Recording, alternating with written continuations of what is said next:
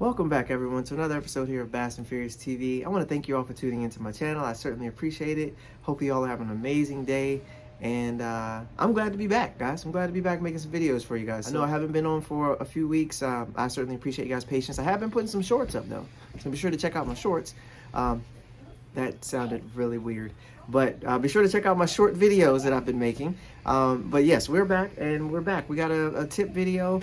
I get a lot of questions about a specific technique that I throw a lot of, and I felt like it's only right for me to actually talk about it and let you guys know why I do it. So let's dive right in. Also, before I dive right in, be sure to hit that like button and be sure to subscribe to my channel. I certainly appreciate it. I hope that you guys do that. Turn on the notification bell, that way you get notified every time I post new videos. But this is what we're talking about today, guys. The Magdraft. I get a lot of questions about the Magdraft, a lot of questions about why do I throw the Magdraft? Where do I throw the Magdraft? How do I rig my Magdraft? I get a lot of questions about those things. So we're going to cover all that in today's video. I appreciate you guys tuning in, and we're going to talk a little bit about the Magdraft. All right, guys, so like I mentioned, we're talking a little bit today about the Magdraft. So I get a lot of questions about the Magdraft. Why do I fish it? Where do I fish it? Why do I fish the Magdraft as opposed to other baits?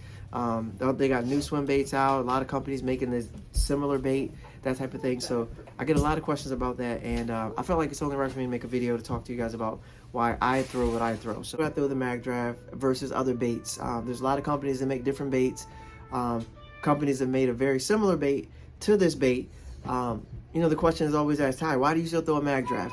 The Magdraft comes out the water quicker. You got to reel it so slow to get the right action. Ty, why do you fish it with a treble hook? Guys, I get all these questions about this Magdraft, and to be honest, I don't mind. You know, I'll talk about it all day because I fish what I fish for a reason why I fish what I fish. And like I was saying, if you have a bait like this, I'll kind of go right into why I fish the Magdraft specifically. If you have a bait that you've caught a ton of fish on, big fish, quality fish on, why would you then take that bait and, because somebody else came out with a new bait, replace the tried and true bait with the new bait? Because the new bait's supposed to be, yes, you can explore new baits, yes, you can try new baits, things like that, all that's totally fine. But if I catch them on a certain color Senko, why am I going to then take that Senko, throw it to the back burner because somebody else made something new? Why would I do that? That's kind of like literally the problem with society today. Something new and shiny comes out and people just forget. Think about it, for example, for the spinnerbait. How many people threw the spinnerbait? Then they say the chatterbait came out, chatterbait took over, all the spinnerbaits went in the box somewhere.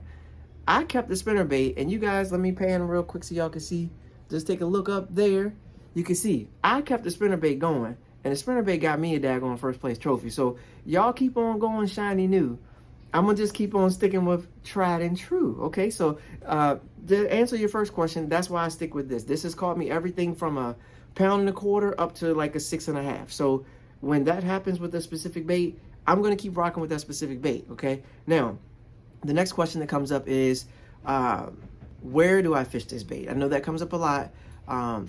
That one I get a lot. I get a lot of questions about where do I fish this bait. Now, the big thing for me is when you're fishing a Magdraft, I'm looking for very specific things, very, very specific things.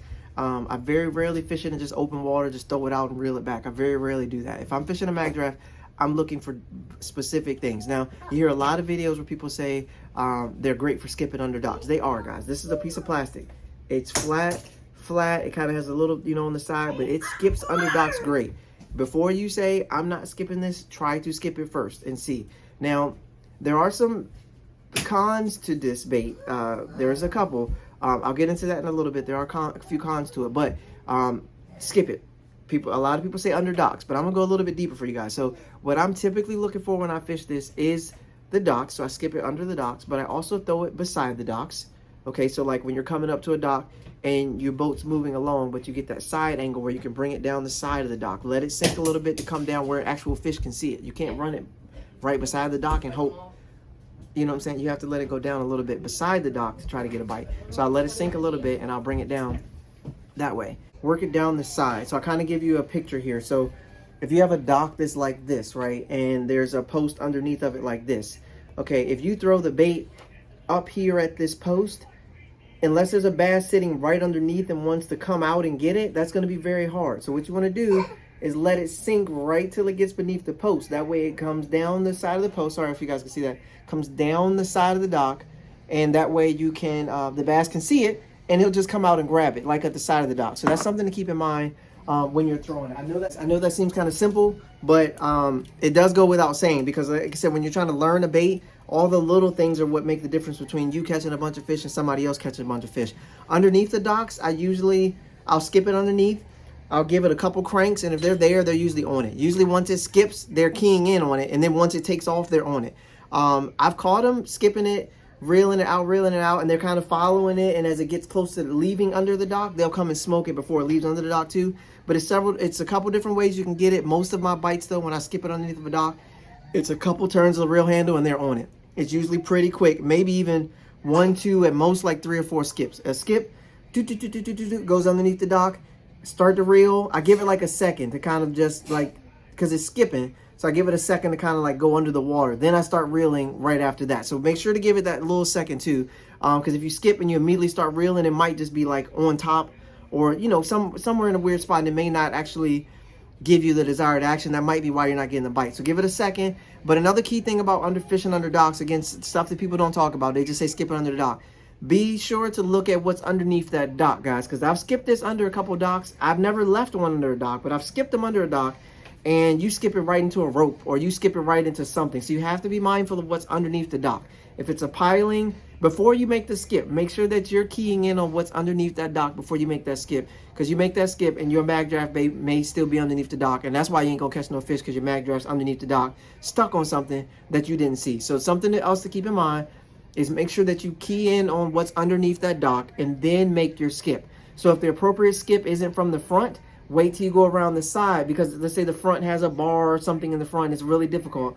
Maybe go to the side, skip it that way. You're still putting your bait in front of that same fish, you're just presenting it a different way that's more conducive to you actually getting the fish out. Like a lot of times they say make the cast, worry about it afterwards. That's fine, but sometimes you can just make a better cast. Like there's no need to be ridiculous, just make a better cast if you got an angle. If you don't got an angle and you're willing to risk it, then throw it, because that's how I fish. I'm going to throw it. I'll figure out the other part afterwards. Sometimes the fish will figure it out for you. If you skip underneath and it's a really sketchy spot, the fish will come out and he'll jump over the thing. Like I've had that happen. It's kind of crazy, but it'll get figured out, or you'll just lose the fish and you lose the bait, but you would have never known if you didn't make that skip. So sometimes you just got to make it. Now, under docks is a key place for the Magdraft. The other place that I fish it though, and I really wish I had a way to show you guys this, but I don't, because I'm not on the water. I'm actually in my living room. The other way to fish it though is, so when you're fishing like a rocky stretch, and I'm talking like rock that comes in the water and in the water, but also extends out of the water. Okay. So like I don't know how to call it or explain it, but it's a rocky area, but you guys know how rock is. So sometimes you'll see like a rocky area on a bank, and it's never straight rock.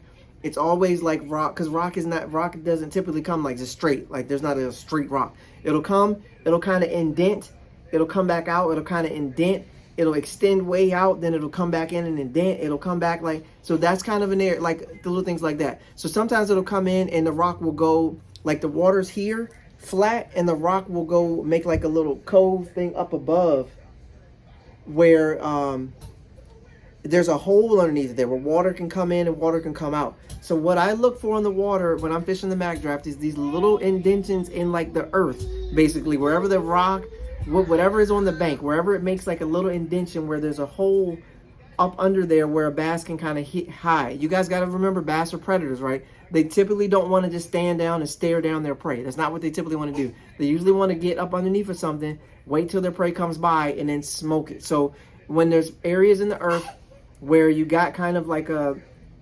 indention where water can come in and come out, there's enough in there for a bass to hide. If I can skip it up underneath of those, or if I can put it in like an indention straight, or like if I have overhanging trees, like that's a good one, overhanging trees on the bank, and you have a couple of them together, and there's only like this much space in between the overhanging trees and the water. Skip it up underneath of there. Worry about getting it out afterwards, but overhanging trees, indentions in the earth, now it sounds weird to say, but trust me, if you start to look for it, you'll understand what I'm saying. That's a key spot for me where I get a lot of bites at, is if I get that indention and I can skip it in there and I can reel it out. That's a key spot for me. Now the last one is laydowns. So when you're going along the bank and you see a tree laying down in the water, and this is like a tree, it's laying down in the water. This is the arm of, this is like the base of the tree. It's going down, and then you have the branches here. Okay, I'm doing like superpowers kind of thing. It's going down like this. So what I do is I pitch it up here at the base, and I bring it down and have it come like right in between the branches, something like that, right down the side of that tree. Because the bass, they'll sit underneath the tree, and when they see something come over the tree or something come down the tree, it's the same thing though. Keep in mind though. Yes, they will come out from underneath and just, they'll come out from underneath and just grab it. But if you can give it a second to kind of get down where it's more like right where their eyes are at. A lot of times bass don't want to be up there like hunting and looking around. Sometimes they just want to, especially them big ones, that's very smart. They just want to sit there and wait till something comes right in front of them. So if you see the tree, give it a second to where it gets down beside, a little bit under the tree. Start the reel, slowly retrieve it, have it come down. They'll come around those trees. They'll come up from underneath the bottom. They'll come from the other side of the tree. They'll come from down here to up there to get it. Like, the bass will find this bait if they're interested in biting a bait. So trees, indentions in the earth, little holes, little cuts, overhanging trees, docks, underneath the docks. So basically I'm giving y'all pretty much anywhere you can fish the Magdraft. It's so versatile of a bait. You can fish it anywhere. Now a lot of people ask me, I'll keep going, that's where I fish it. A lot of people ask me how I fish it, okay? So my key thing is, like I said, I pitch it out there. Like you guys said, I go down the thing. But there is a retrieve speed to the Magdraft that works. You have to find the retrieve speed. I very rarely burn this thing. I don't catch fish burning it. It doesn't happen for me. I catch fish slowly retrieving it. And I'm talking a slow, steady retrieve. Slow, steady retrieve. Not that slow, but slow, steady retrieve. And you want the bait, it's going to face like this. The tail's going to be going. And it's just going to be going like this. Slow, steady. It won't blow out. It won't go. It'll, if you lay off of it, it'll go straight down like this. And then I start to slow retrieve again. I let it straight down, slow retrieve. That's if I'm trying to be creative with it. Most of the time, make a good cast, come slowly straight down, nice steady. You see that tail just going, steady retrieve, and it'll just come across the water like that, and they will smoke it. If you get the right speed on it, you'll understand the right speed, and you will just keep letting the right speed work, because that is what you need to do. But that's pretty much how I fish it. It's just a steady retrieve on it, steady retrieve, have it coming towards me, but at a good solid pace. Nothing too fast, not too slow to where it's like going. I'll have it come like that. And really with this bait, it is all about angles, guys. It really has to look like it's trying to get away from whatever was coming. That's most baits. But whereas they see the crankbait banging in the bottom, and they just go down and grab it. This one, it's a big bait that's coming, and it's not even that big, guys. I'm going to get into that in a second. But they got to feel like they're coming after it. And then they grab it. They'll grab it.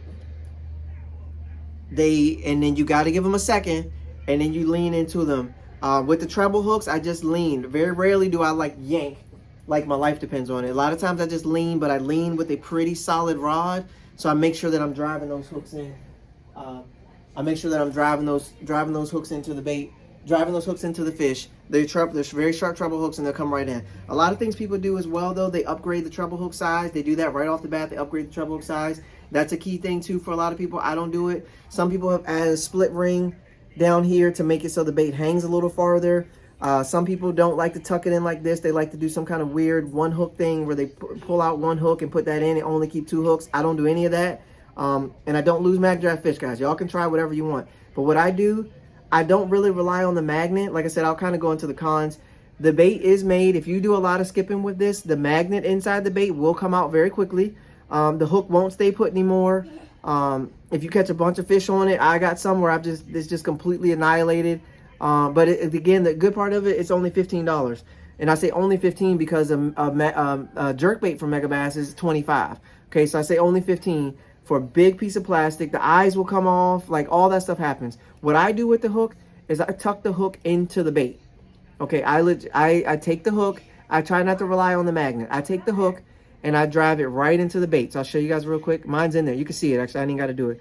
I drive it right into the bait. Okay, so I take mine and I drive it right into the bait.